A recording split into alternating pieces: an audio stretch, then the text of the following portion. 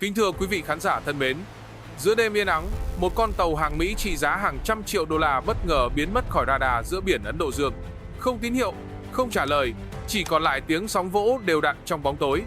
Phía sau sự yên lặng ấy là cơn ác mộng thật sự, một vụ tấn công táo tợn của nhóm cướp biển có tổ chức, được trang bị như một đơn vị quân sự.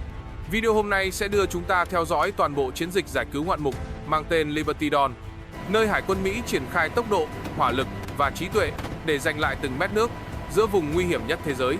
Một hành trình nghẹt thở, từng phút từng giây đều là quyết định sống còn.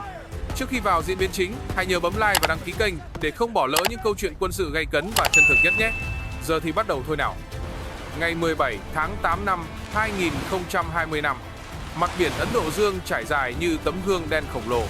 Gió thổi nhẹ, sóng chỉ cao chưa tới 1 mét, nhưng trong khoang điều khiển của tàu chở hàng Liberty Dawn, không khí bắt đầu nặng như chì. 19 giờ 45 phút, trên màn hình radar xuất hiện 7 chấm sáng lạ. Ban đầu chúng ở cách hơn 20 hải lý, nhưng chỉ chưa đầy 5 phút sau đã rút ngắn còn 8. Vận tốc trung bình hơn 52 hải lý trên giờ, nhanh gấp 3 lần so với tàu dân sự thông thường. Thuyền trưởng Michael Ross nhíu mày. Ông biết vùng biển này đã từng là điểm nóng cướp biển, nhưng nhiều năm gần đây khá yên ắng. Vậy mà đêm nay, giữa một hải trình chở theo hàng trăm container linh kiện điện tử trị giá hơn 300 triệu đô la Mỹ, nguy hiểm lại bất ngờ trở lại. Các chấm sáng trên radar tách dần ra, di chuyển theo hình rẻ quạt. Một số phát tín hiệu nhiễu sóng khiến màn hình lóa nhẹ. Tín hiệu liên lạc với trung tâm điều phối ở Djibouti bị đứt quãng. Trên boom, các thủy thủ bắt đầu khóa cửa khoang, kiểm tra radio dự phòng và thắt chặt dây an toàn. Không ai nói gì, chỉ còn tiếng sóng vỗ đều đặn vào mạn tàu và âm thanh rít khẽ của ăng-ten đang xoay. Giữa vùng biển tưởng như yên bình, một điều gì đó đang tiến lại rất nhanh, và không ai biết liệu Liberty Dawn có kịp thoát khỏi cơn bão đang ập đến hay không. 7 xuồng nhỏ lao tới như mũi tên xé mặt nước. Tốc độ cao, động cơ rít gào, sóng tràn trắng xóa quanh thân. Chỉ trong vài chục giây, khoảng cách giữa chúng và tàu Liberty Dawn còn chưa tới 1 hải lý. Ánh đèn pha quét ngang bung, phản chiếu lên những container thép lạnh buốt. Tiếng còi báo động vang lên liên tục. Hệ thống loa nội bộ lặp lại lệnh khẩn cấp. Toàn bộ thủy thủ rút vào vị trí cố định. Thuyền trưởng Michael Ross ra lệnh khóa chặt cửa khoang, kích hoạt quy trình phòng thủ cấp 1. Radar hiển thị hàng chục tín hiệu di chuyển nhanh quanh thân tàu. Đột ngột, mặt biển lóe sáng. Một luồng đạn vạch đường bay sượt qua mạn trái, tạo thành những vệt đỏ rực trong bóng đêm. Tiếng kim loại va đập vào bung vang dội. Một thùng hàng ở tầng trên phát nổ nhẹ, khói trắng bốc lên dày đặc.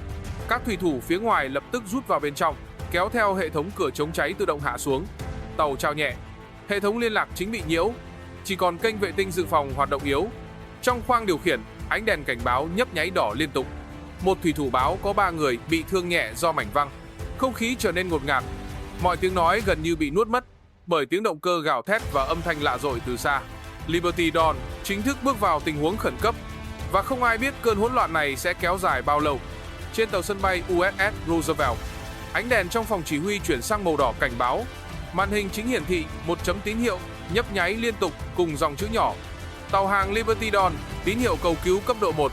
Chuẩn đô đốc Evan Bradley bước tới, ánh mắt lạnh và dứt khoát. Ông hiểu rằng mỗi phút trôi qua đều có thể là sinh mạng của 32 con người ngoài khơi. Không khí trong phòng chỉ huy nặng như sắt. Tiếng điện đàm dồn dập vang lên. Các sĩ quan liên lạc xác nhận vị trí. Cách Roosevelt 270 hải lý. Thời gian di chuyển nhanh nhất khoảng 80 phút. Kích hoạt phản ứng khẩn cấp. Bradley ra lệnh. Mệnh lệnh truyền đi, gọn và rõ. Phi đội F-35C nhận lệnh cất cánh tuần thám.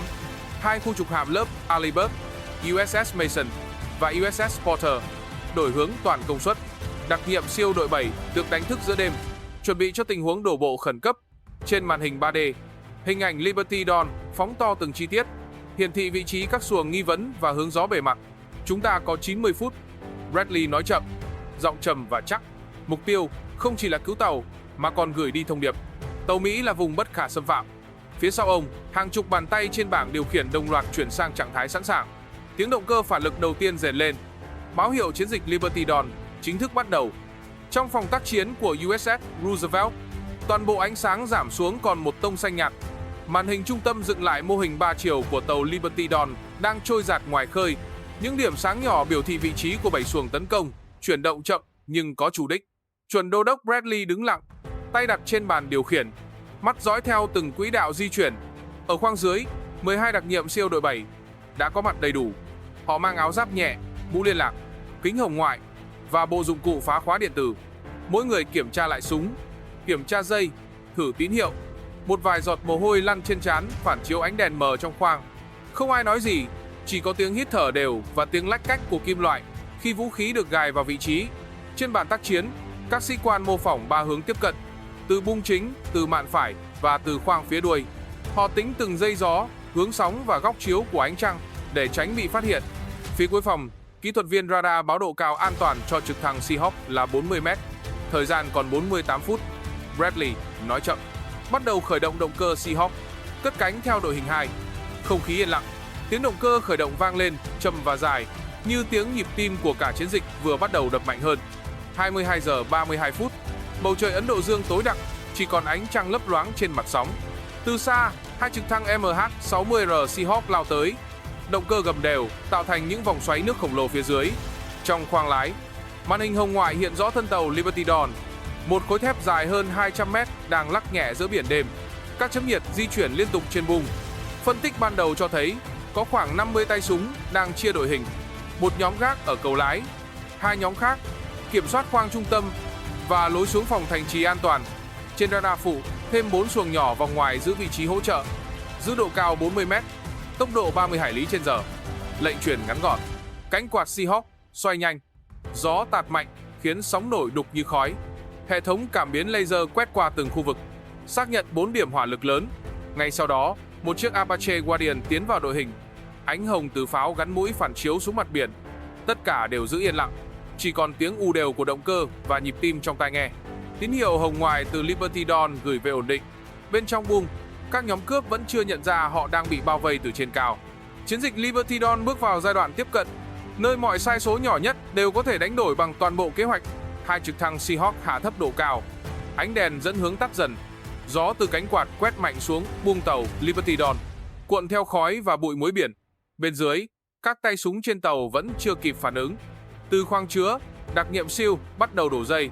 Từng người một, nhanh, gọn, không tiếng động. Chạm bùng, đội hình tản ra. Mũi Alpha tiến thẳng vào trung tâm. Mũi Bravo vòng sang mạn phải. Mũi Charlie áp sát cửa thành trì an toàn. Một giọng nói nhỏ vang trong bộ đàm. Giữ vị trí, không nổ súng trừ khi bị phát hiện. Mọi người khẽ gật đầu. Đột nhiên, một ánh đèn từ phía bung trước bật sáng. Tiếng hô bằng tiếng địa phương vang lên. Cả đội lập tức di chuyển. Tiếng kim loại chạm sàn. Một loạt ánh chớp lóe lên từ phía đối diện. Đặc nhiệm áp chế tức thì. Họ bắn hỏa lực ngắn, chỉ để khống chế khu vực. Tiếng đạn dội vào container nghe chắc chúa. Một cánh cửa bật tung, khói phụt ra. Tiến lên. Giọng chỉ huy rõ, dứt. Đội Bravo khống chế cầu lái trong chưa đầy 2 phút. Trên màn hình trung tâm của Seahawk, các điểm nhiệt trên bung giảm nhanh. Đội Charlie mở cửa thành trì, kiểm tra hệ thống thông khí. Bên trong, 32 thủy thủ vẫn an toàn, mệt mỏi nhưng còn tỉnh táo. Toàn bộ bung chính được kiểm soát sau 11 phút kể từ khi đổ bộ. 16 tay súng bị bắt, 8 người khác bị vô hiệu hóa. 2 đặc nhiệm trúng mảnh văng nhẹ, vẫn tiếp tục nhiệm vụ. Gió biển vẫn rít, những cánh quạt Seahawk lượn vòng phía trên, chiếu ánh sáng trắng xuống mặt thép lạnh. Trận cận chiến kết thúc nhanh đến mức nhiều người không kịp nhận ra nó đã bắt đầu từ khi nào. 23 giờ 15 phút, lệnh phản công được ban hành. Dữ liệu từ tù binh cho thấy căn cứ hậu cần của nhóm tấn công nằm sâu trong vùng ven biển Somalia, cách thị trấn Bosaso 92 hải lý về phía đông. Khu vực này có 2 kho đạn, một trạm nhiên liệu, 14 xuồng cao tốc và một dãy nhà điều hành xây bằng bê tông nhẹ. 2 chiếc UAV MQ-9 Reaper rời căn cứ nổi, bay ở độ cao 6.000 m. Trên màn hình điều khiển, hình ảnh hồng ngoại hiển thị rõ từng chi tiết. Những khối nhiệt rực đỏ nằm rải rác quanh khu bến tàu. Mọi mục tiêu được đánh dấu và xếp theo thứ tự ưu tiên. Đầu tiên là kho đạn chính. Một quả tên lửa Hellfire được phóng đi. Đường bay gọn, không lệch quá nửa mét. Đầu nổ chạm vào mái kho đạn. Vụ nổ đầu tiên tạo thành cột lửa cao hàng chục mét. Ngay sau đó, kho nhiên liệu kế bên phát cháy, kéo theo loạt nổ dây chuyền. Toàn bộ khu vực sáng rực như ban ngày. 2 quả GBU-12 tiếp theo đánh trúng khu chỉ huy. Cấu trúc sập gọn, sóng xung kích lan ra, làm đổ hàng loạt xuồng neo quanh bờ. Nhiệt lượng tăng nhanh khiến không khí rung lên.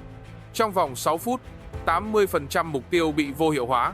Hệ thống camera ghi lại toàn cảnh từ trên cao. Dưới ánh sáng đỏ cam, từng bồn nhiên liệu vẫn cháy âm ỉ, không còn tín hiệu di chuyển nào khả nghi. Lệnh xác nhận, mục tiêu sạch được truyền về tàu Roosevelt. Chiến dịch phản công kết thúc gọn gàng, không một sai lệch. Biển đêm trở lại tĩnh lặng. chỉ còn ánh sáng hồng xa dần trên đường chân trời. Sau khi khu vực ven bờ bị vô hiệu hóa, các đội đặc nhiệm trên tàu Liberty Dawn bắt đầu bước vào giai đoạn kiểm tra toàn diện. Mọi khoang tàu được mở lần lượt, từng khu vực đều có 2 người rà soát, ghi nhận và báo cáo qua kênh liên lạc nội bộ. Đội kỹ thuật tiến hành kiểm tra thân tàu, hệ thống động cơ, buồng lái và khoang hàng. Kết quả ban đầu xác nhận không còn thiết bị nổ hay vật khả nghi. 3 khu vực bị cháy nhẹ được dập tắt hoàn toàn. Hệ thống điện dự phòng vẫn hoạt động ổn định. Đội y tế kiểm tra sức khỏe cho toàn bộ 32 thủy thủ. 3 người bị thương nhẹ do mảnh văng được sơ cứu ngay tại chỗ. Tình trạng tinh thần ổn định. Toàn bộ nhân sự được xác nhận an toàn. Phía ngoài, tàu khu trục USS Porter giữ nhiệm vụ hộ tống.